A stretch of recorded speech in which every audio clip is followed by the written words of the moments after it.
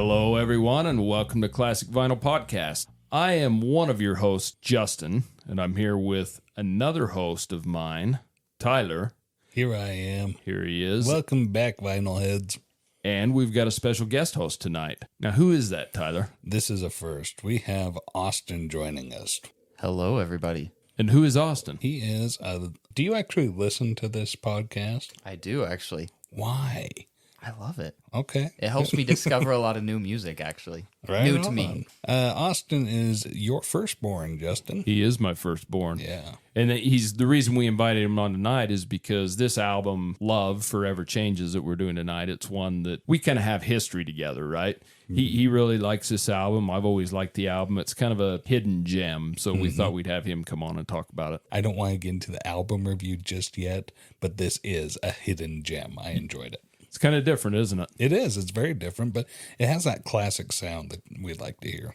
Yeah, it's, the funny thing about it too, that I've listened to it a number of times, but after sitting down with the purpose of reviewing it, I think the lyrics are kind of, with the exception of a couple songs, definitely seem 60s and like you're supposed to decipher it. They're not real up front. No, it's poetic. Yeah. So, Austin, what got you into Love? I think when we first got that vinyl, we picked up that vinyl, the Forever Changes vinyl. Yeah. And that's what really got me first into Love, just listening to that album. And then I've listened to at least one of their other albums. Yeah, their other albums are kind of tough for me.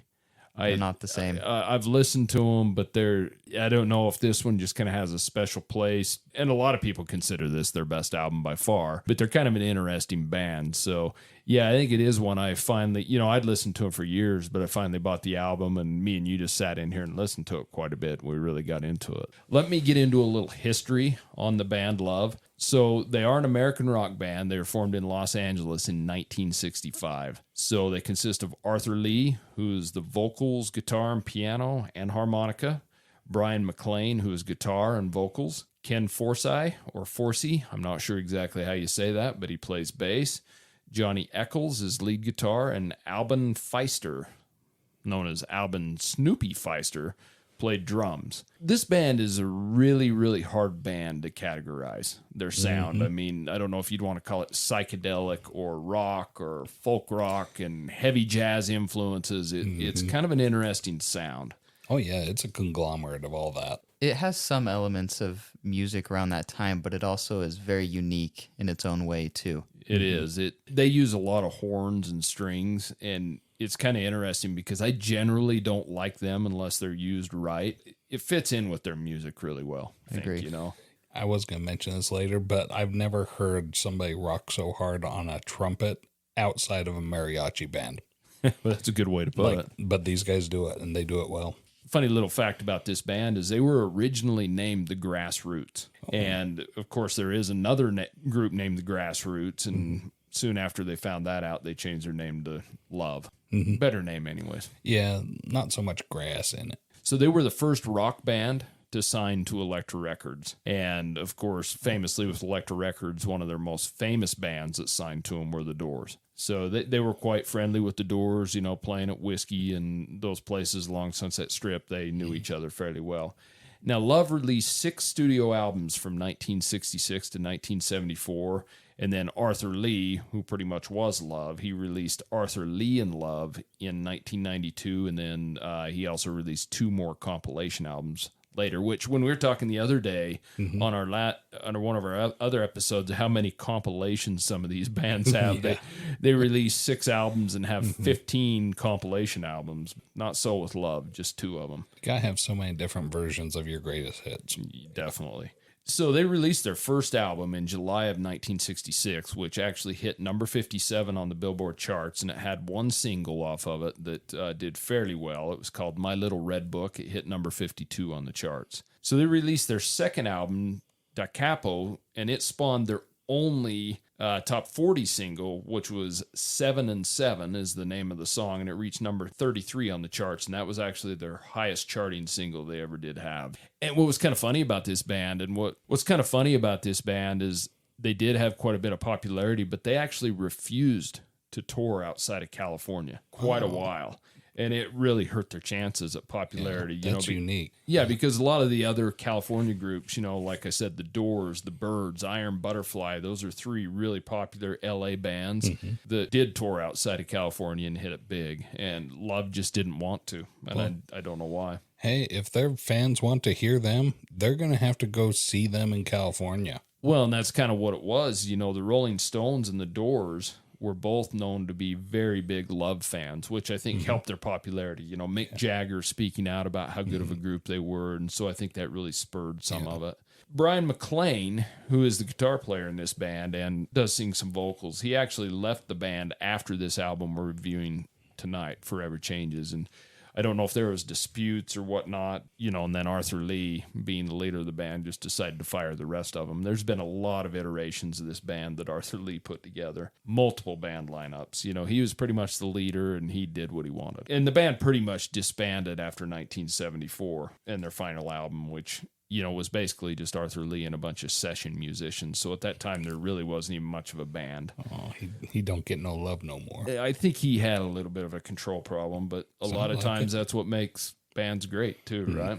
Now, Ken Forsythe, he died of a brain tumor in 1998 at 54. Brian McLean died of a heart attack in 1998 at 52. And Arthur Lee, after spending 6 years in prison, he had some firearm offenses that he went to prison for. Once again, began touring with a band, but he called them Love with Arthur Lee. And he toured for a little while until 2006 when he died of leukemia at the age 61. I looked and looked and looked, and I cannot find anywhere that lists the total album sales for Love. It's just, I think this album's fairly well known, within people that like the rock music of the 60s and things. I couldn't find much. I did find some sales totals for this album, but not for all their albums, which is kind of strange. But I did find that Forever Changes was certified gold in the UK. So that's what I found. They must have, sold a few albums. Yeah, they sold a few, and for some reason they hit it really popular in the UK. The British liked them, and it's kind of funny how different UK is from us sometimes, For sure. We're talking about singles, and they'll hit number 50 here, but hit number 1 there. It's really strange. So, especially without touring. It's weird they got their name all the way to the UK without touring, even leaving California. And I don't know if that comes from the Rolling Stones, promoting them a little bit, because they did say that Mick Jagger promoted them on a number of occasions, and I'm sure that kind of put them on the map a little bit. And, although this band Love didn't have a ton of commercial success, I mean, they are now highly praised for their innovation and sound. And they had a perfect name of their band for the time. Yeah, it's a good band name. Yeah. It really is. I mean, during the summer of Love was right around the corner. Yeah, it was an excellent band name. It's just too bad they didn't want to hit it big, because it would have been interesting to see if they actually would have went touring in the 60s and done what the other LA bands did. Arthur Lee could have been somebody.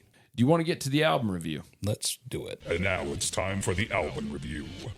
Okay, so today we are going to review Love and Forever Changes. Now, this is the third studio album that they released on November 1st of 1967. It was released by Elektra Records. It was recorded at Sunset Sound Recorders in Hollywood. It was produced by Arthur Lee and Bruce Botnick, Bruce Botnick was also heavily involved in the Doors and produced their final album. Well, their final album with Jim Morrison, L.A. Woman. This was the final album recorded by the original band lineup that I gave you before, but here it is. Arthur Lee on vocals and guitar, Brian McLean on guitar and vocals, Johnny Eccles on guitar, Ken Forsythe on bass, Michael Stewart Ware on drums, which is a different drummer than their original. This is basically the original lineup before Arthur Lee decided to explode the band. And they used a lot of session musicians. I think Arthur Lee just wanted to be a perfectionist with things, and so they used a lot of them to finish up these albums. And we'll note those as we get to the track by track. And there was a ton of conflicts with the band in recording of this album and the previous albums. And I think just Arthur Lee trying to show his power. Real love-hate relationship in this band. Yeah. So this album only reached 154 on the U.S. Billboard charts, but did reach number 24 in the U.K. And that kind of shows their popularity in the U.K. being so much different, right? But later on, this album was recognized as one of the band's best albums and one of the best albums of the 60s, and the psychedelic influences and things like that. I mean, it's too bad that it didn't get the recognition then, but at least people have recognized it since because it's a great album. Rolling Stone ranked this 180 on their top 500 greatest albums of all time, which is kind of crazy considering it only hit 154 in the charts in 1967. There's been multiple reissues of this album containing alternate versions, bonus tracks, things like that. They re-released it in 2001, 2008, and then a 50th anniversary edition in 2018.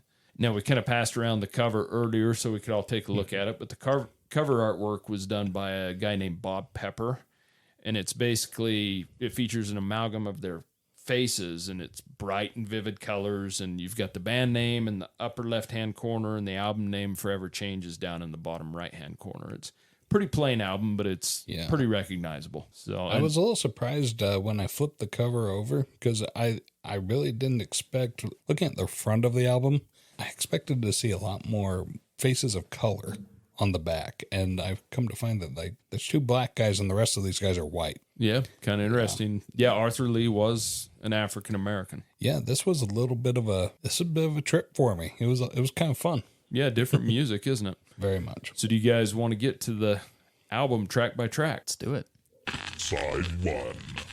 Okay, so side 1 opens up with, which is probably, if you've heard Any Love, probably their most famous song, I would guess. Now, let me ask you this, Tyler. I told you before we put this on that you probably haven't heard any of these songs. Was I correct? Oh, absolutely. Yeah, I didn't think so. I'm so virgin to love. Is that the way I want to say it? That's kind of a strange way to put it. But yeah, okay. I hadn't heard any of these songs. And yet, a lot of these songs sound like other songs from the time. So you feel like you know these songs? You feel like you've heard them? I haven't heard any of them. I think the one disservice this album's going to do to you tonight is that I think this needs to be listened to a number of times. It really does. Yeah, It really That's does. one of the notes I wrote down is right at the end. I'm like, I'm willing to give this album more listenings because you have to. And it's got good sound to it. So I'm willing to go with it to do multiple listenings. So side 1 opens up with Alone Again Or. And no question mark, just Alone Again Or. Now, this song was written by Brian McLean and mainly sang by Brian McLean as well, with Arthur Lee on backup. So this was originally just titled Alone Again, and it was recorded for their debut album, but it was not fully completed then, and they just didn't get around to completing it until the third album. And it was written about a memory, apparently, of Brian McLean, one of his old girlfriends or something like that. Mm-hmm.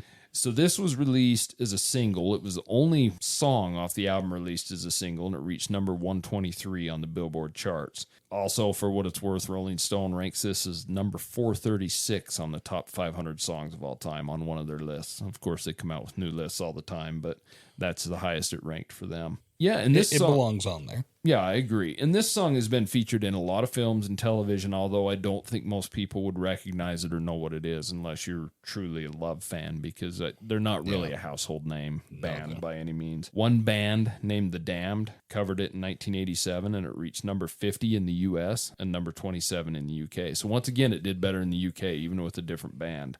Well, you see what happens, Mr. Arthur Lee, when you're willing to travel and go outside of your home state to perform. So, and this, like many songs on this album, strongly features strings and horns, which I generally don't like. It depends on if they're done tasteful or not, but this album, they just fit correctly. This was a surprisingly good mix in there, yeah. Yeah, so what do you think of this song, Tyler? So it opened with leaving me wondering, is this like feel Middle Eastern? And I think I settled on it sounds Spanish because there was the Spanish trumpets.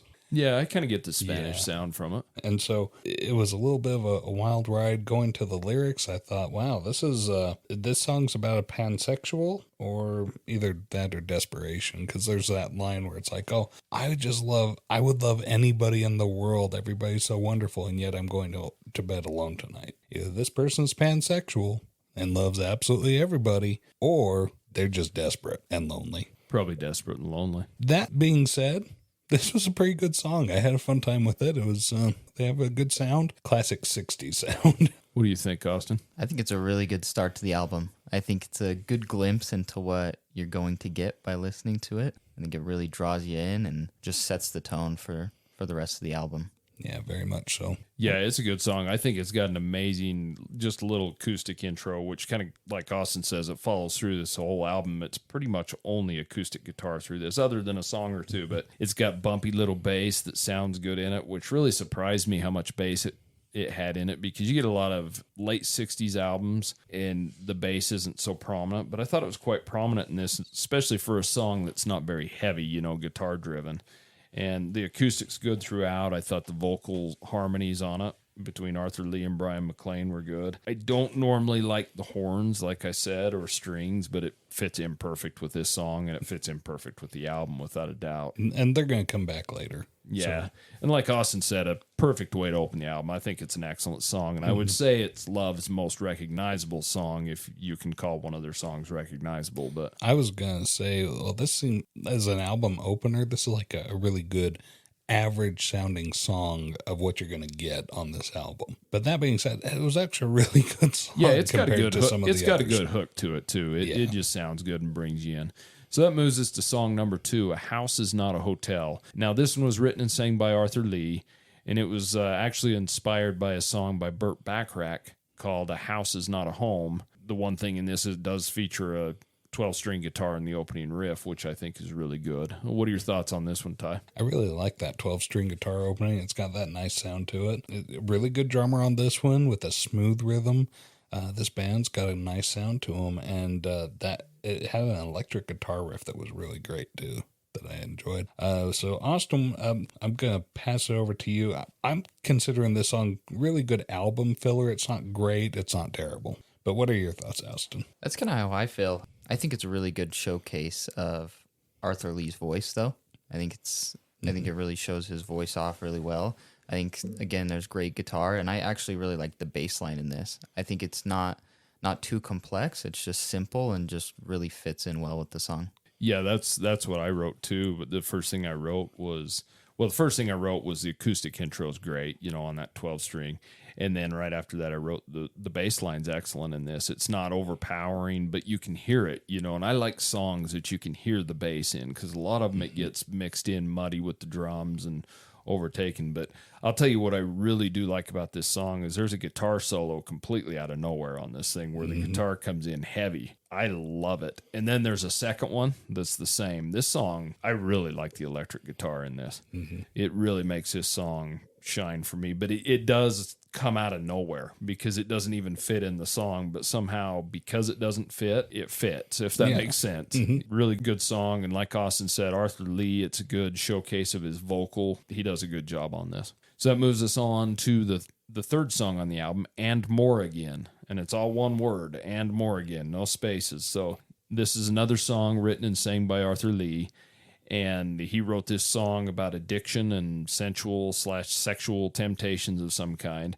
So on this one is one of the songs they use some session musicians on it. So you've got Arthur Lee on vocals, you got Carol Kay on bass, which we were doing a little research on her before. She apparently has played on thousands and thousands of songs. Pretty famous studio musician that we've never heard of. Yeah, I'm assuming that she's probably Danny Kaye's daughter.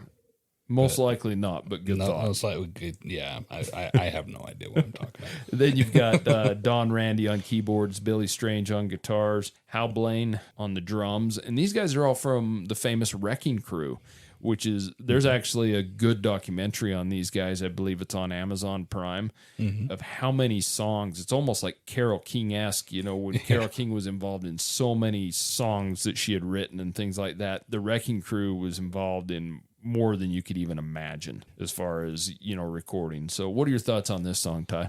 Okay, so there's some times in this song where he says "and more again," where it sounds like he's saying "Mad Mortigan" from Willow. Yeah, that might have went over everybody's head there. I get it, but I don't think Austin does. I definitely don't. Yeah, but like he's saying "and more again" like it's a person's name, and is what it sounds like. Yeah. Very folksy feeling song. It's a really good song. There's a line in there. It says, "And you don't know how much I love you. Ow, ow, ow.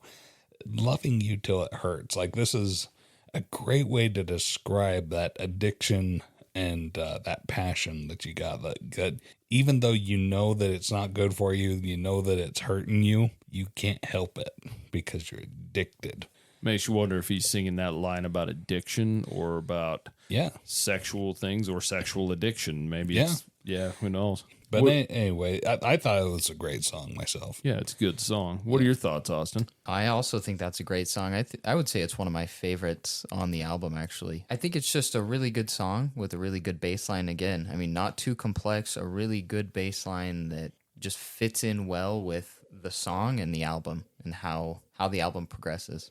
It's funny. It's almost like we're related because I've got the same thing written down. I'm discovering very quick here that you guys have the same ears. You listen to these songs the same way for the same stuff. Well, yeah, you decipher the lyrics. We listen to the music because I Yeah. can't figure it out. I can't understand the lyrics in half of these songs. So This is kind of interesting because it's almost like the ballad of the album. It's kind of slow, but that was one of the things, like Austin said, that I wrote down was I like the bass line. It's slow, it's subdued, but it's good. It's prominent. You know, you can hear it once again, which I really like. There's a lot of strings in this song, but I thought they fit in really well with the acoustic guitar.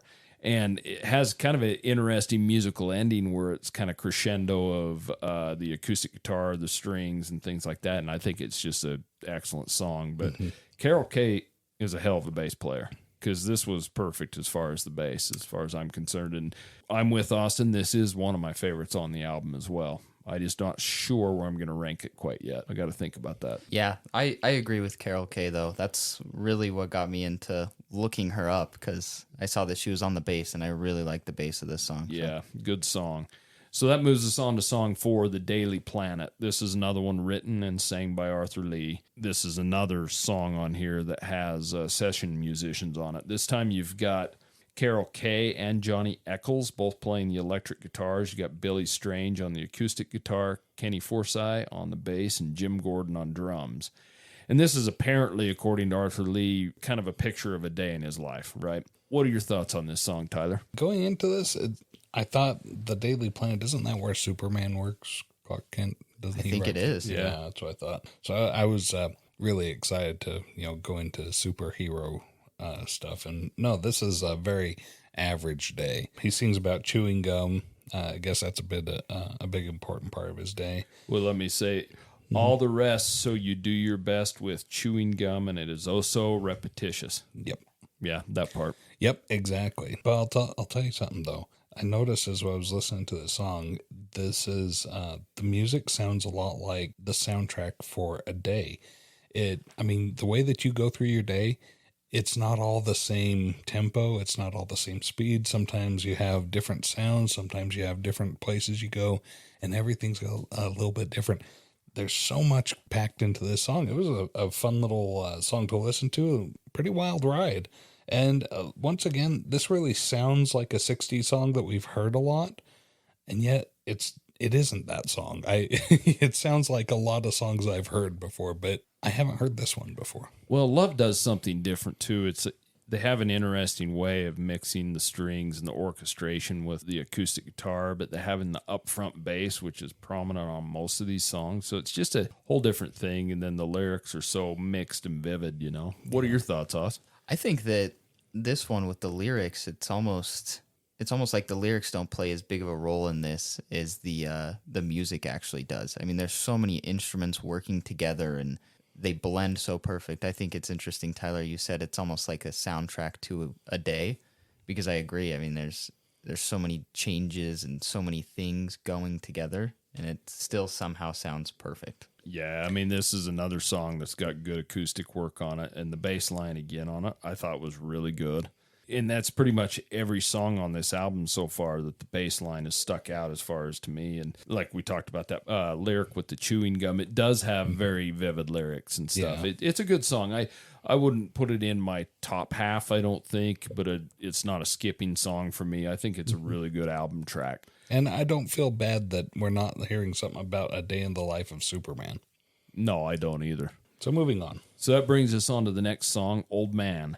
Now, this one was written and sang by Brian McLean. It's got a ton of cello and violins. It's got string instruments loaded in this song. And, one thing I had read about it is Brian McLean ended up being a very, very spiritual / religious man later in his life. He got way into religion, and a lot of people and even himself has said this song was kind of him writing as his foreshadowing of that. So what are your thoughts on this as a song, Tyler? Very much a string song, and the strings carry this song really well. I really like that violin and the cellos. It's a different sound than I'm used to with songs like this, but that also gives it a real folksy feel.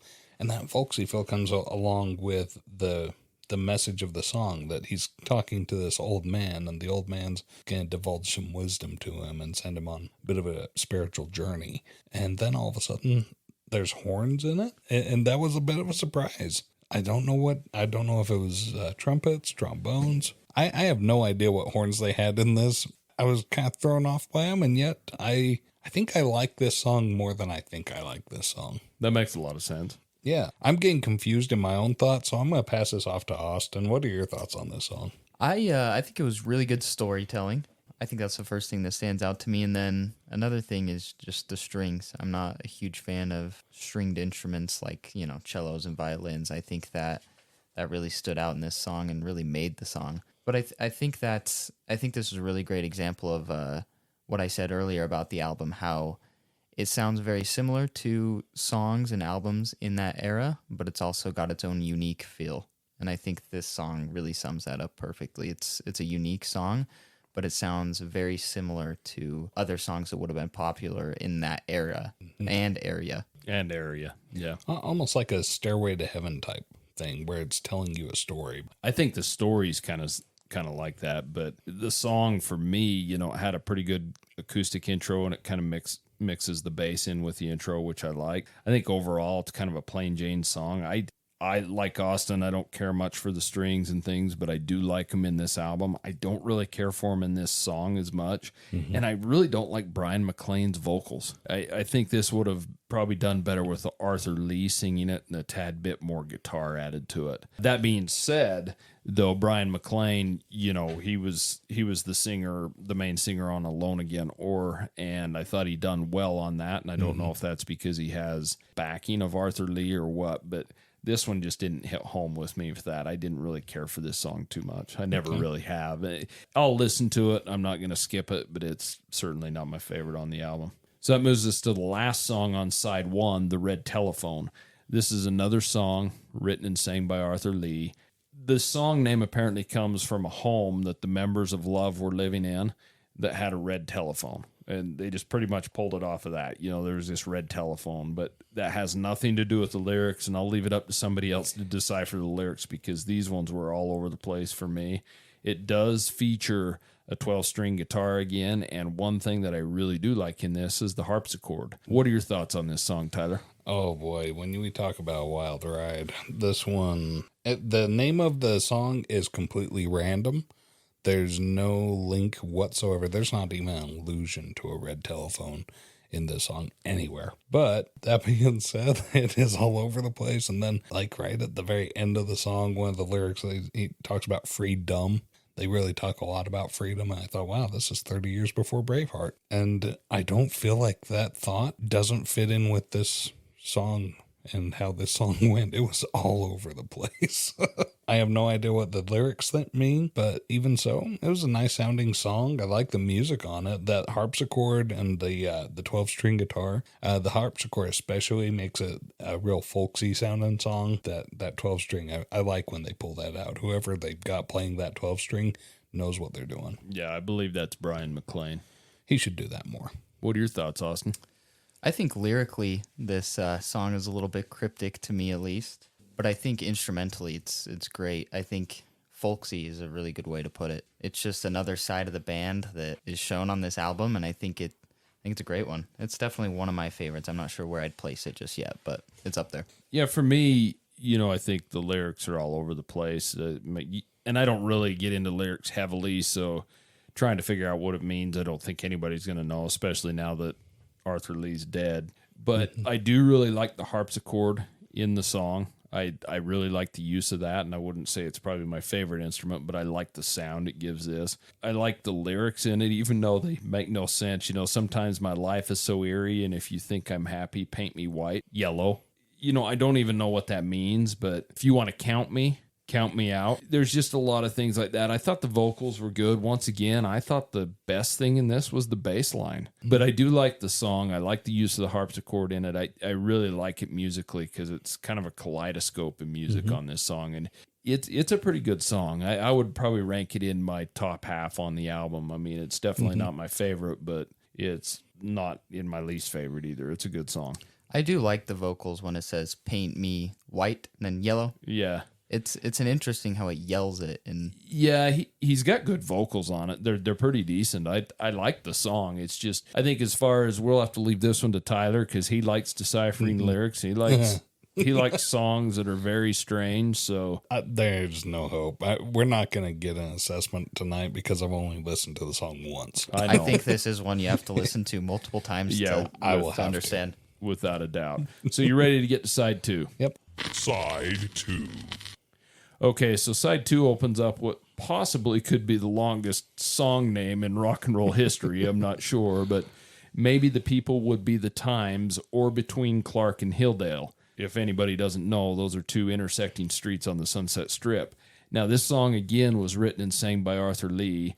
That little strip of the Sunset Strip between Clark and Hilldale, it's where the Whiskey A Go-Go is. So where a lot of this music was going down. You know, the bands like Love and the Doors and the Byrds and Iron Butterfly played at the Whiskey. Pretty popular place, still is. Now, That's where it's at, man. It's where it's at. Certainly was then. Now, this is with Arthur Lee possibly thinking about people, you know, the youth, how they can influence the government for the good. And each verse, which is kind of strange, and I was reading about this and never even noticed it as many times as I've listened to it, but I read this, and so I thought I'd throw it in because then I did notice each verse begins with the word that completed the previous verse, kind of like they're building on top of that for some reason. Yeah. Now, this song has actually been covered by quite a few artists. I was reading it. There's been several, and this has a lot of trumpets and even some trombone in this song. What are your thoughts on this song, Tyler? You know, this was a really good song. I had a good time with this one. I'd say it's one of my favorites on the album. But that had that nice acoustic guitar intro that's just, you know, smooth and mellow. I always like it when they do like a little acoustic guitar opening. Just, you know, it's going to be a mellow song. Pretty much every song on this album has an acoustic guitar opening. Oh, did it? Pretty much. Oh, I need to pay attention next time I listen to it. I'll tell you, this is the song where I said, hey, if a trumpet can rock out and not in a mariachi band, it's this song. They've got a trumpet that's going crazy, and it's great. And, you know, I like the horns in it. It adds a different element to it, different feel that you don't normally get with a lot of the songs of the era. Yeah, this was a good time. And that whole Whiskey A Go-Go, that's what this song's about, is, you know, getting to where the center of the world is and where all the action's happening. What are your thoughts, Austin? I think tying into that, my initial thought with the song is, just since I know, you know, where Clark and Hilldale is, I think it's cool that it just gives you a picture, you know, instantly in your head of where this is, you know, where this is talking about. And then even diving deeper into the lyrics, you know, talking about the youth influencing the government for good. I mean, that was a huge thing there, you know, around the Summer of Love, around the LA area. That's a huge thing. So I think lyrically, this is great. I think instrumentally, it's great. I love the guitar in this, especially near the end of the song. I even like the trumpets and trombones, which is something that I don't normally love in music like this. So it's definitely one of my favorite ones on the album. I think it's great. Yeah, it's a good song. Once again, like I was telling Tyler, it's got another acoustic intro, but they mix the bass in it where you can hear the bass. It's kind of an interesting thing they do.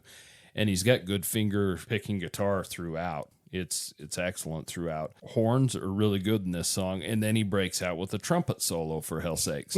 And I would normally probably scoff at that, but it fits the feeling of this song. It just fits the song well. Yeah. You know, the horns in this kind of remind me of the Doors' fourth studio album, The Soft Parade. You've got a lot of horns and trumpets and things and strings in that album, and it wasn't looked at very highly at the time. It kind of was looked at as a departure, but now a lot of fans, even though some still see it as their worst album, a lot of fans pick it as their best album and underrated. So I think they just have to be used right. Yeah. And in most of the songs on this album, it's used right. And I think, like Austin said, too, the lyrics are so great. Look up and see me on the moons, a common scene around my town where everyone here is painted brown. Mm-hmm. And I asked you what that means, and none of us really know, but it paints a great picture, right? And it paints a picture of what was happening at the time. You know, Austin said, you know, we know where this is at between Clark and Hilldale on the Sunset Strip. This was written when it was all happening, right? Yeah. I mean, this is in the middle of it. So I think this is a good song all the way around, you know, musically, lyrically, everything. I think they did a good job on this one. Yeah, one last thought that I have about this, that whole theme of the youth changing the government for good, is this is kind of that era where they came out with the mantra of don't trust anybody over 30, right? Yeah. And so, like, this is like a great song for the youth. Other than there's no way they could have released it as a single because the disc jockeys would have went crazy saying the name of the song when they were introducing it. It seems like they're going with two different titles. Maybe The People would be the Times, and then, or it's Between Clark. I think go with Between Clark and Hill. That would have been an excellent name. Yeah, they just couldn't decide. But, you know, it is what it is, right? Yeah, I'm not sure about Arthur Lee's sanity. So let's move on to the next song, Live and Let Live.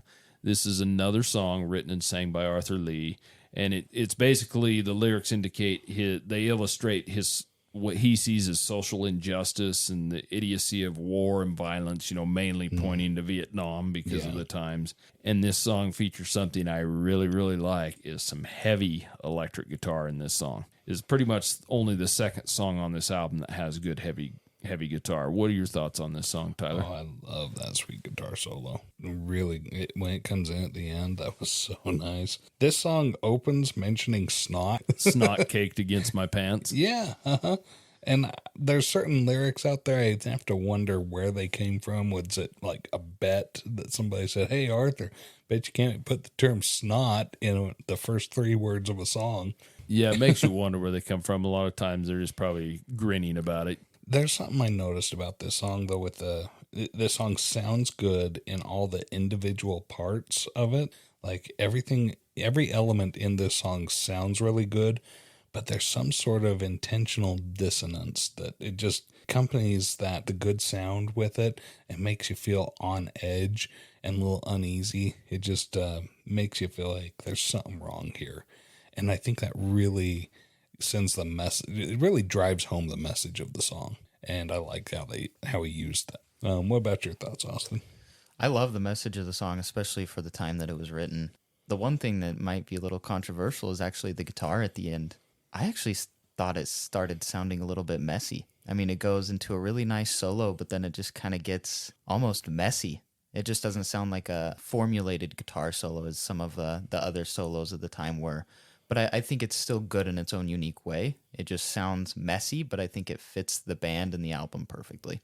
Once again, the one thing that stuck out to me the most on this was the bass line. I thought it was excellent. You know, one thing I'm going to disagree with Austin is I actually noticed the guitar being messy, but I thought it was excellent. I wish they used that a little more throughout the album in place of some of the horns. Even though the horns fit in well on a lot of them, I think this band, on the couple songs they do show the heavy electric guitar, they could rock it out. Yeah, and I think that electric guitar, the messiness, is just kind of, it's that feeling of it's getting out of control. I can understand that's something that like just adds to that dissonance that makes you feel like something's not quite right here. Something's messed up. And I think that was the whole point. And I kind of got that feeling too, but that kind of seems like how it's supposed to be. And maybe that's where the messiness comes from. But I really liked it. I just liked how, once again, it was kind of out of left field, right? But that's kind of what you feel in this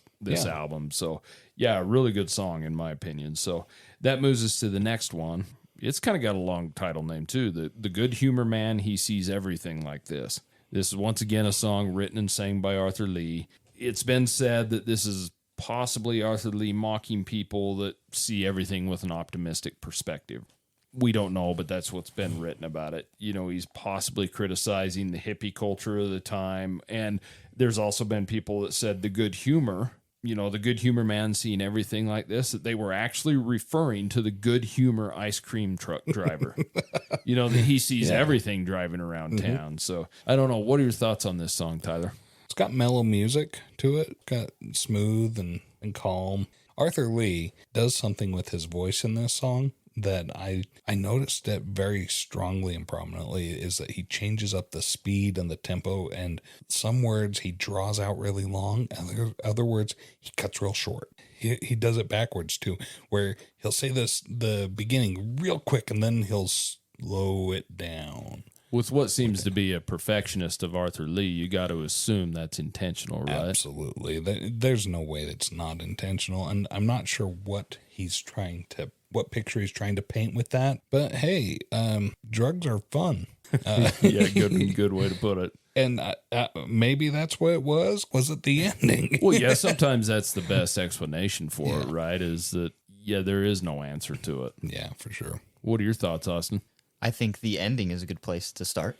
Yes. The ending of that song, I really don't think you can talk about that song without talking about the ending, especially if you were listening to that on a vinyl back in the day, you know, for the first time. I imagine that would be pretty confusing. I think it was confusing to you, Tyler. I clutched my pearls, worried about the vinyl. Yeah, you thought our vinyl was skipping. Yeah. Yeah, but I mean, for me and you who knew that was coming, Yeah. it was not very surprising. But I think that's a very interesting part of the song. I think it's just something that I've never heard in music, even up to now. I think it's just a really interesting quirk of the song. But I think the build up to that is also great too. The way he builds up to it, that skip kind of sound like a record skip. Yeah, it makes you wonder how many people bought the album and thought, you know, there was a defect in it when they first listened to it, you know. So well done, Arthur Lee. You got us. I think this is one of my more favorite ones on the album.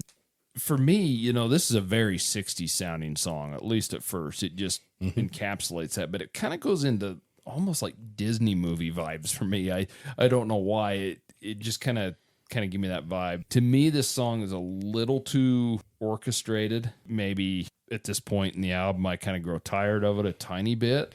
I just don't feel it was used quite as much, but I really like the verses in this song. But I really didn't pick out any definitive guitar, drums, or bass in it much. And so it might be a little too orchestrated for me, but it's still a good song, you know? Yeah, it's a shining happy people song. Yeah, it is. I think it stands out just because it does have so much orchestra in it, but I think that's what makes it one of my more favorite ones, just because it stands out. It's very quirky. I just love that skip at the end. I think that's so funny. Yeah, that's kind of cool. And I really do wonder, I wish we could ask Arthur Lee if this really is about the good humor ice cream truck driver. So that moves us on to the next song, Bummer in the Summer. Once again, another one written and sang by Arthur Lee. Here's another one that he's possibly critiquing, you know, the free love movement that was happening at the time. And this is one of the notes I made, that's a very Bob Dylan-esque, you know, very folky song, but it's kind of a rocking folk song, you know. And this is the shortest song on the album, just barely over 2 minutes. What do you think of this one, Tyler? He sings this song so damn fast. He's not really singing, he's more speaking it, you know, but it's not a rap. It's so fast, everything about it. And it does sound a lot like Dylan, I gotta say that. In addition to the fact that this is a super fast song, no wonder it's over in 2 minutes. There's that strong message of the free love, criticizing the free love movement. I'm like, well, STDs did run rampant because of it, so. Yeah, good point. Yeah, Bummer in the Summer. This song was a little different than the other songs on the album. Not a little. This was a lot different than the other songs on the album. Number one, for the speed of it and how short it was. But that being said, the writing of it fits in. So, I mean, this song belongs on the album because of the message, not necessarily because of the music or the speed. What about you, Austin? What do you think? No, I think that was my initial thought as well. It just doesn't seem to fit with the rest of the album. It sounds like it came from a different album, right? Yeah. I mean, you can tell it's Love, but it sounds like a different album or from a different era of the band. But I think you're right. I think the message fits. For me, I think it's just really fast-paced and kind of different than the rest of them, and it kind of makes it one of my less favorite ones on the album. I think it's a great song still, but it's definitely one of my least favorites on At the least album. it's short. What about you, Justin? Well, that was the thing I had written down. Good vocals, but they're very, very fast and quick, almost speaking. I thought the guitar, there was some good finger picking on the guitar, and it has a guitar solo in the middle of it that reminds me of the Endless Summer kind of surf music. If you ever seen that movie, which I try and watch at least once every year, I love it. And it kind of had that Safaris sound, to it, which I liked. I don't think it's by far, it's not the best track on the album, and I don't think there's really any horrible tracks on this album, but this one for me is good album filler. It's somewhere in the middle. It's a good song. It is different than everything else. That's kind of why, like you said, Tyler, the message fits in with this album really well. It's just the music is a little bit different, but it's not a bad song. Yeah, just the style of it's a little different, but the message is congruent. Yeah, exactly. So that brings us to the final track on the album, You Set the Scene. Now, this song was written and sang by Arthur Lee as well, and this is the longest song on the album. It's about 7 minutes long. This has been noted as an early example of prog rock because it has so many shifts in tempo, and speed and things that just make it a little bit different, and that wasn't a real common thing back then, especially for a long song like this. It has a ton of jazz influences in this song, which Arthur Lee brought in, a lot of horns and strings, and he wrote this about life and basically how everything in life changes regardless, whether it's for good, whether it's for bad, it still changes. So what are your thoughts on this one, Tyler? Yeah, it's got a very strong strings opening. Anytime I hear the strings open up, it's going to be, it sets a tone. And what is the word that I'm looking for that mood? It doesn't matter because it changes. This song changes over the course of 7 minutes over a dozen times. It's crazy, but it fits so well with what this song's about. Is that change is constant, and he's got some really interesting lyrics in there.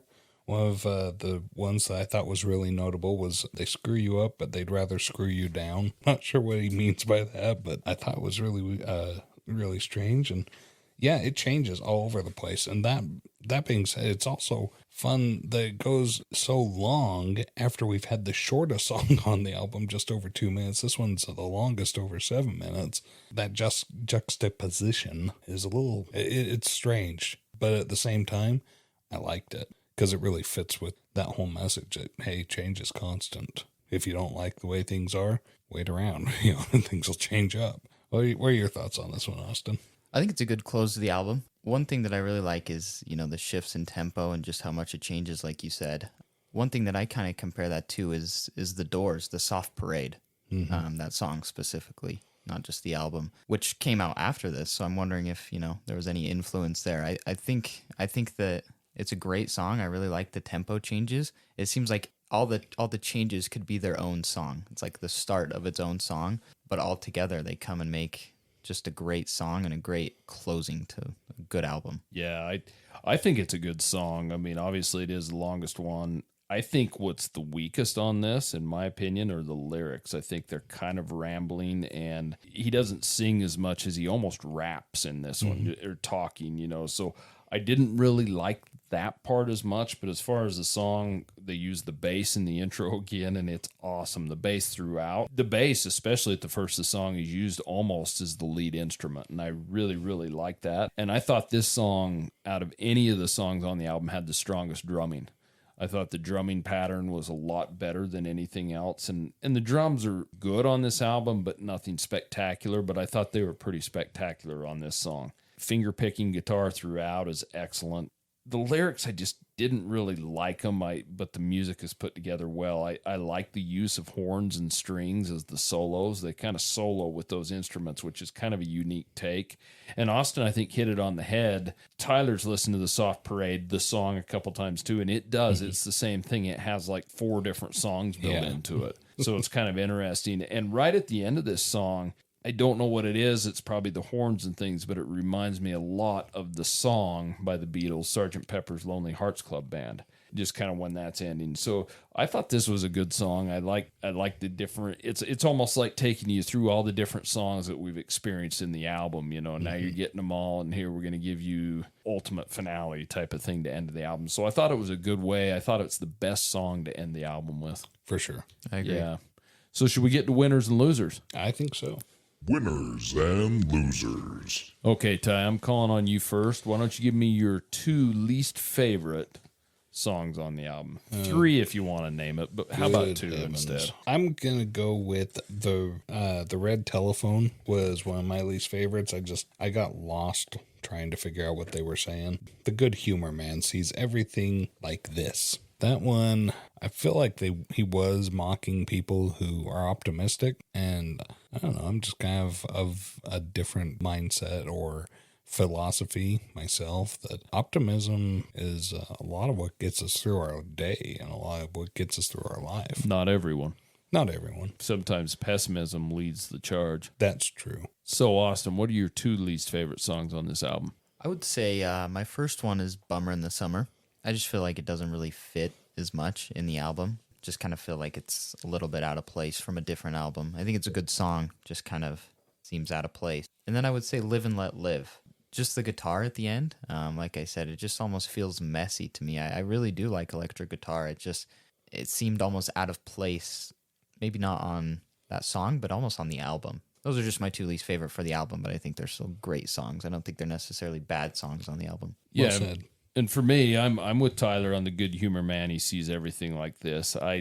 That's probably the one of the songs I like the least, and just for like completely different reasons than I said. Yeah. well, I think just because I thought it was too orchestrated, and there was nothing else. You've heard me say multiple times how much I like the bass or the guitar throughout, and none of that was in. I like when they use the orchestration in combination with that, and it's still a good song. I don't think there's a bad song on this album. There's not a skipper, but that's one of them. And then my other one would be Old Man. I just didn't really like Brian McLean's vocals on this. He sounded almost whiny. Old Man is probably my least favorite song on the album, without a doubt. It's just kind of a plain Jane song, and I just didn't really like the vocals, and I don't like songs about spiritual quests anyway, so that's probably my least favorite. What's your 2 favorite songs or 3 favorite songs on this album, Tyler? I'm going to say my first favorite was And More Again. That song, as soon as I thought he was saying Mad Mortigan, Willow isn't the best movie in the world. It's not even a good movie, really. So I don't know what I'm going with on that one. But I think what I liked about that was the message of that was conveyed through not just the lyrics, but also through the music. And I like the way that they spoke through the music too. But my most favorite one is going to be Maybe the People Would Be the Times, or Between Clark and Hilldale, which I think we've agreed it should be just Between Clark and Hilldale. That was a perfect song. Yeah, I agree. Okay, Austin, why don't you let me know your 2 favorite songs on the album? Yeah, I would say the first one for me is And More Again. I think that's just a great song, great message, and I think that Carol Kay kills it on the bass guitar in this. Yeah, without a Yeah, doubt. she I love the does. bass line in that. And then for my second one, I would say Maybe the People Would Be the Times, or Between Clark and Hilldale. And I think that is a mouthful of a title. Yeah, without a doubt. But other than that, I think it's a great song. It just sounds perfect to your ears. I think it's great guitar at the end. I love the little thing that he does with how each verse begins with the word previous verse. And I think just the image that it puts in your head, between Clark and Hilldale, where that is, the time era that this is in. And I think it's just a great storytelling song and sounds great as well. So I'm going to be different than everyone here. I'm going to do 3 songs. What are your favorite 3 songs, Justin? And coming in at number 3 is Live and Let Live, one of Austin's least favorite songs. And I like it because of the guitar that he thinks is messy, which I agree with that, but I think it fits in well. I just like the use of the guitar, and I just wish I would have seen that more. Probably my second favorite song is the opening song, Alone Again, and that's kind of hypocritical because I picked my worst song as Brian McLean singing it, and this is one with him singing it, but it's just one of the most recognizable to me, and I like the way it kicks off and gives all the sounds of this band. I think it's done really well. My favorite song on this album Nobody has named it as their favorite or their least favorite. It's A House Is Not a Hotel. Really? Yes, I really like the bass line in this. The drums are very prominent in it, and it's got a guitar solo out of nowhere and then a second guitar solo at the end that don't seem to fit in with the song at all. But obviously I'm picking these songs that have the heavier guitar in it, and I really like it. But I don't think there's a bad song on this album. I really don't. If I was to leave one out, it would be Old Man. Other than that, this is a very strong album. Yeah, it So is. that's my picks. Do you want to get to the album rating? Yep, let's rate it. Album rating. Okay, Tyler. Okay. So we've listened to Love Forever Changes, their third studio album. You've listened to it one time and one time only. Yep, that's it. Based And on first impressions. this is a scale of 0 to 10, 0 being we have to burn the album, and 10 being that I have to actually buy the album. So this one, Love Forever Changes, I'm going to rate this one with my initial listening at a 6. It's not really resonating that much within me. However, I'm giving it a 6 plus because I'm sure that when I listen to it multiple times going forward, that rating's going to go up a point every time I listen to it. And that's one thing I could say about Love is if you listen to them just one time, I don't think they would really stick out much to you. Yeah. That's my thought. I mean, I've listened to them Yeah. a number of times, and I know for me, every time listening to it, I liked them more and more. So what are your thoughts, Austin? I think you hit it right on the head with that. I think I noticed something new every time I listened to this album. It's been a while since I've just sat down and listened to this album from first song to last song. But I think it surprises me every time. I hear something new or notice something new every time, whether that's, a bass line or a guitar riff or, some sort of solo. I think it's overall just a great album. I'm going to give it an 8 out of 10. What about you, Justin? Where do you sit on this one? Well, once again, he must be related to me. Yeah. So I think it's a solid 8. I do. I think it's a must-listen album without a doubt, and it should fall on everyone's playlist one way or another. If you haven't heard it, give it a few shots because there's some kind of strange songs on it that you have to get used to, but they've got a unique sound, and they were different than everything else coming out of LA and America at the time. It's a shame that they didn't take advantage of that and seek more commercial popularity, although that's not everything, but it certainly helps you produce more music. And I gotta say though, this song, I said it at the beginning of this podcast, and I'm gonna say it again. This album, this band sounds like the sounds of the 60s. This sounds like the rock and roll that we've come to love. And so give it one try, and then give it 2 more tries because it does take more than one listening to get into this album. I can see that from my initial listening to it, and I'm looking forward to my second and third. Well, we'll see where you're at in a few months after you've listened to it a couple more times. So that's Love Forever Changes. And in the meantime, if you have any suggestions for us, what you want to hear, us review, suggestions, comments, complaints, whatever, send them into classicvinylpodcast@gmail.com. You can reach out to us on Instagram or Twitter. Appreciate any ratings you can give us. Share us with your friends. But until next time, see you later. See ya. Bye. Thank you so much for listening to Classic Vinyl Podcast. And don't forget to subscribe on Spotify or Apple Podcast or wherever you listen to your podcasts. Follow us on Instagram at Classic Vinyl Podcast for updates, and also share us with your music-loving friends.